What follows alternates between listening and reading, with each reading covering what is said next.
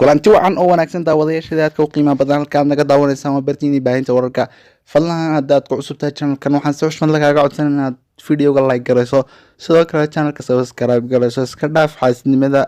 walaal qaali subscribe channelka saar videogana like saar waayo sababtoo ah laa yuflixul xaasid qofka xaasidkii maba aflaxaba laa yuflixul xaasid nabiguna wuxuu yidhi sala allahu calayhi wasalam ithnaani laa yajtamicaani fii qalbi mu'min laba kuma kulmaan cabdi adoonkayga laba kuma kulmaan qalbigiisa waa alxasad waliimaan haddaad xaasidtay iimaan ma lihid macnaheedu weeye xadiiska haddaad iimaan leedayna macnaha xaasid ma tiid marka walaal waxaan si xushmad kaaga codsan inaad channelka subscribe saarto adoo xaasidnimada iska dhaafaya sidoo kale videogana like saarto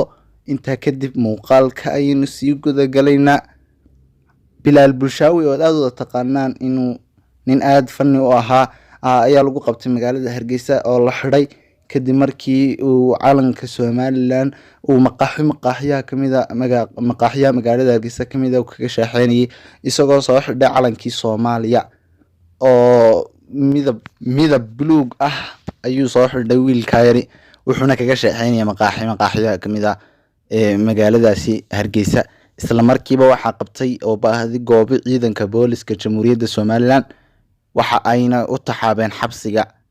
xagaas oo ku jiray muddo 2 week iyo badhba ahayd kadib markii ay hadashay hooyadii sheegtay in waxa lagu haystay dulmi iyo gardarro tahay ayaa waxa cafis u fidiyay madaxweynaha Jamhuuriyadda Soomaaliland madaxweyne Muuse Biixi Cabdi isagoo siidayay sida ay wararku nagu soo gaarayaan daawadayaal bilaal bulshaawi ayaa waxaana lagula dardaarmay inuusan mar dambe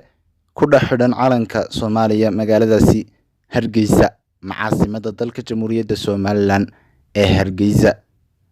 iyadoo lala dardaarmay ama loogu goodiyay inuusan mar dambe la soo dhaxgelin calanka Soomaaliya